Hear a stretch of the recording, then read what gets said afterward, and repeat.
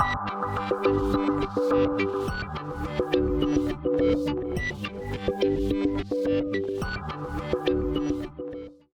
bonjour à tous, je suis Eddy Garnati de la société Bac à Sable. Je vais vous présenter aujourd'hui un tuto sur comment utiliser un outil en ligne qui s'appelle Bacamap qu'on a sorti avec Bac à Sable. Ça va être assez rapide, donc je vais vous présenter ça dans les grandes lignes, dans les grandes étapes importantes. Et ensuite, il ne faudra pas hésiter à revenir me voir. On a un petit espace au 3e étage pour avoir plus d'infos si vous voulez. Alors, Bac à Sable. On est une agence nantaise installée dans le centre-ville depuis un peu plus de 6 ans maintenant. On est une agence de design interactif. Donc notre cœur de métier, c'est de travailler sur l'usage, sur les services numériques, d'accompagner nos clients sur toute leur démarche de design et d'innovation en sur-mesure et on les accompagne sur ça. Depuis 6 ans, on travaille également sur des outils de visualisation de données, en regardant ça d'un point de vue du designer et de l'accès aux données et de l'outil qui va aller par-dessus pour les explorer et redonner de la valeur à tout ça. C'est dans ce cadre qu'on a sorti un petit peu quelque chose de Bac à Sable qui s'appelle Bacamap, qui devient un outil qu'on a mis en ligne, qui est aujourd'hui en bêta, mais en bêta ouverte. Vous pouvez vous créer un compte et y accéder. Donc, pendant toute la durée de la bêta, c'est un outil gratuit, donc il ne faut pas hésiter à le tester et à me faire des retours. À terme, il y aura tout de même une version gratuite et ensuite, ce sera des abonnements payants mensuels, en plus de cette version gratuite. Donc, vous y avez accès sur ce site-là, bacamap.fr. À côté, c'est le Twitter. Voilà, je présente très vite parce qu'on n'a pas beaucoup de temps. Alors, qu'est-ce que Bacamap? En fait, Bacamap, ça va faire la passerelle entre des outils de visualisation et de communication de données comme Infogrames, par exemple, ou des choses qui font des infographies ou des éléments que vous devez connaître, j'imagine, et des choses un peu plus complexes comme Gephi, qui demandent d'installer des éléments et de générer des cartes en réseau, mais de façon un peu plus complexe. Il faut souvent avoir une formation ou en tout cas avoir mis un peu les mains dedans pour savoir comment ça marche. Donc l'idée de Bacamap, c'est d'avoir la simplicité d'un outil en ligne, de mettre ces données directement dans l'outil et d'en sortir une carte en réseau, donc avec des nœuds, des liens, des choses avec un peu de puissance derrière, de façon assez rapide pour pouvoir explorer ça d'une manière un peu différente. Très concrètement, comment ça marche? Il y a 3 étapes, 4 étapes importantes. La première, évidemment, c'est les données, de quoi ça se nourrit et comment ça fonctionne. Alors l'outil ressemble à ça, vous avez exactement ça dans votre page internet. Vous avez 3 parties. En haut sur le menu, donc les parties cartes, les parties données et une partie aide avec les questions qu'on me pose régulièrement. Donc vos données, au début vous allez arriver sur l'outil, vous n'en avez pas. Vous allez cliquer sur le petit bouton plus juste en haut à gauche.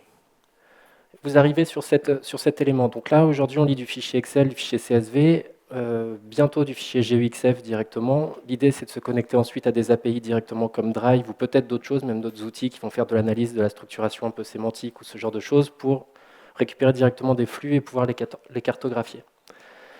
Donc aujourd'hui, sur la base d'un fichier Excel, j'ai demandé à Julien de me faire parvenir, le fichier de tous les participants à cette journée.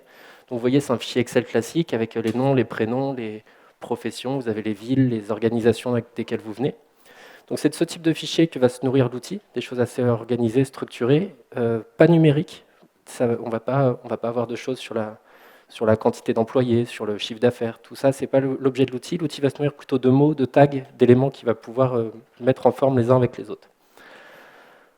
Donc je upload ces données-là. Donc ça va se passer en plusieurs étapes, on vous explique un peu ce qui se passe. Il y a une étape importante, on va vous demander si vous voulez séparer au sein d'une catégorie les tags. Je m'explique, par exemple, vous êtes co-gérant d'une société, mais aussi designer, mais aussi responsable communication. Peut-être que dans cette colonne profession, vous voulez que ce soit 3 tags séparés et pas un long tag avec les 3 à l'intérieur. C'est ce qui s'est passé ici. Je veux que toute la colonne profession soit séparée à chaque fois qu'il trouve une virgule.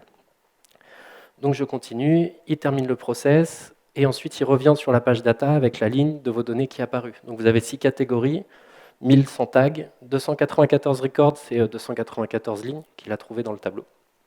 Et à partir de là, vous allez pouvoir créer votre première carte, donc avec le bouton qui est en haut à droite.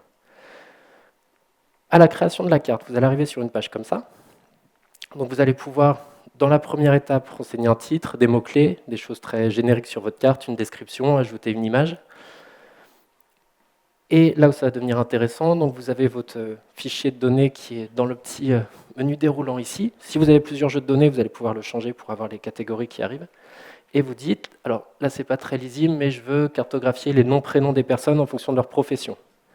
Donc vous sélectionnez les deux parties. Vous pouvez soit laisser votre graphe privé, auquel cas c'est seulement par votre compte que vous y avez accès, ou le rendre public, ce qui fait que l'URL sera accessible même aux gens qui n'ont pas de compte Backmap, et vous pouvez publier ça sur Twitter, Facebook, le partager sur votre blog, tout ça.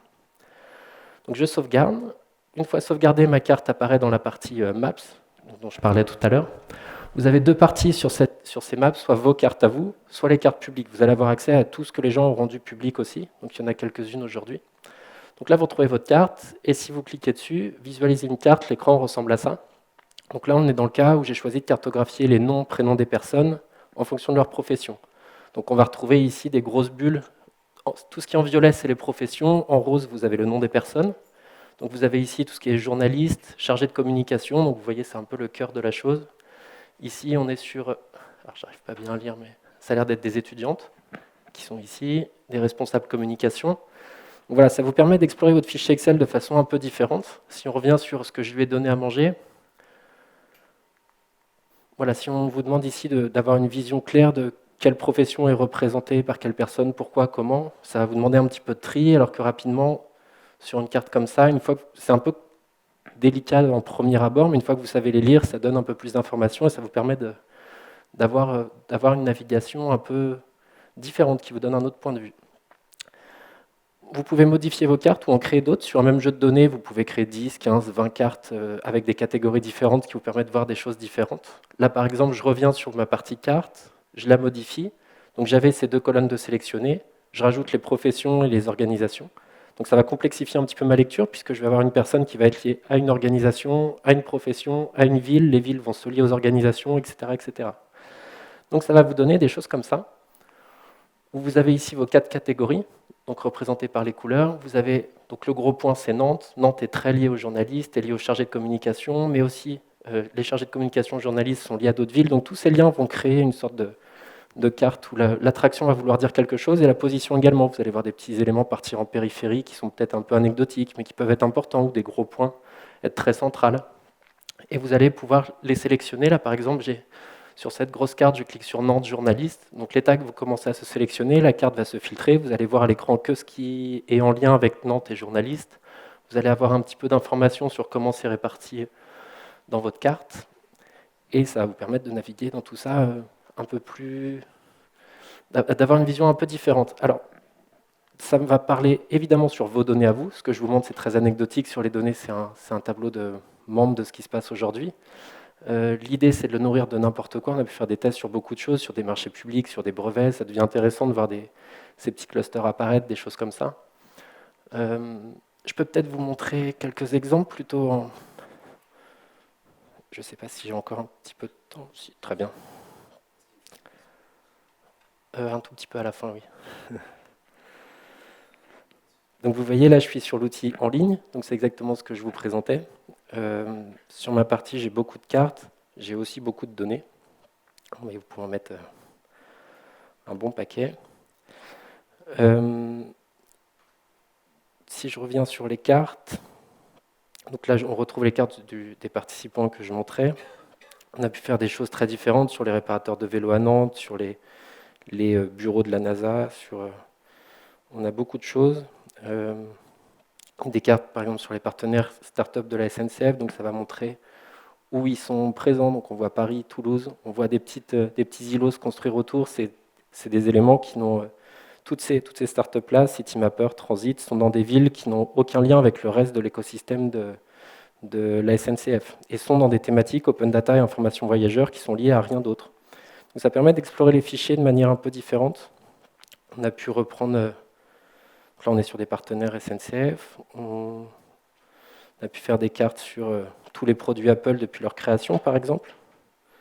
Donc on retrouve ici en bleu les familles de modèles. Par exemple, ça va être iPhone, iPad, les écrans.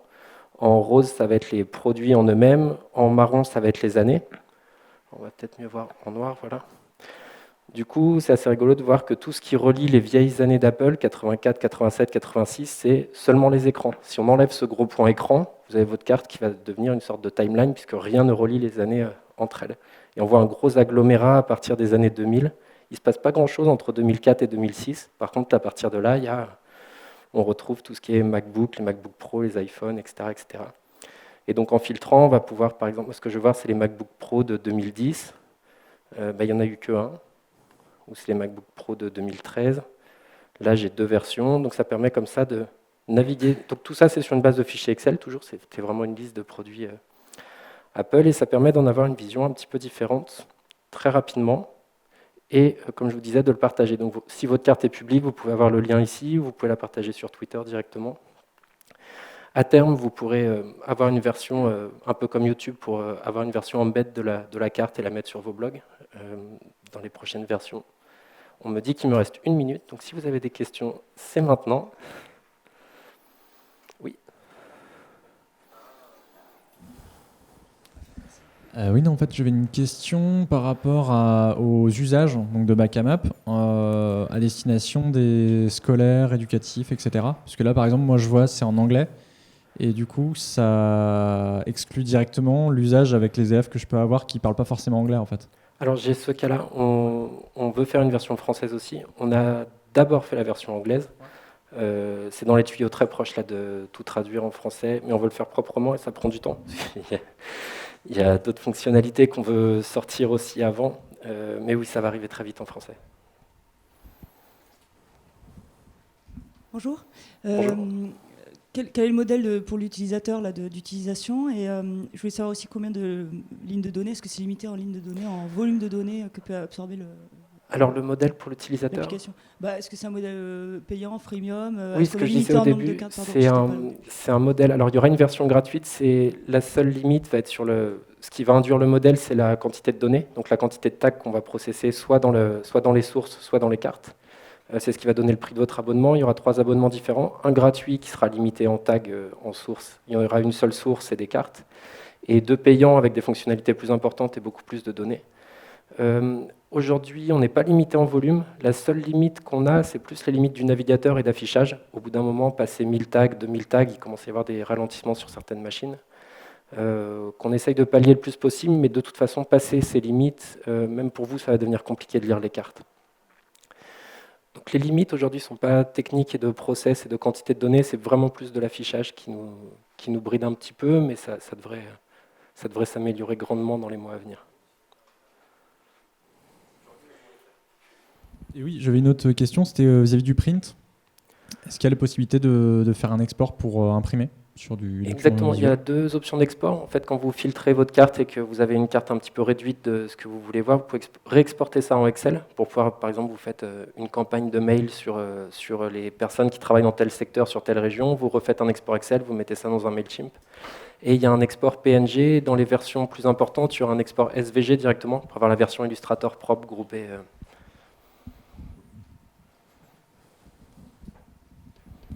C'est très très rapide. C'est un super produit, merci.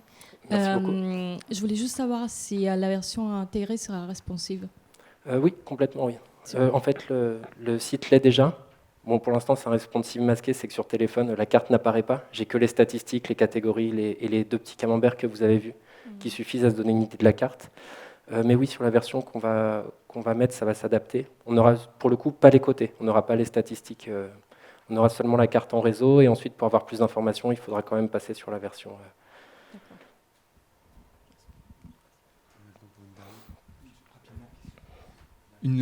Est-ce que vous envisagez une web API pour un usage intégré sur un intranet sécurisé?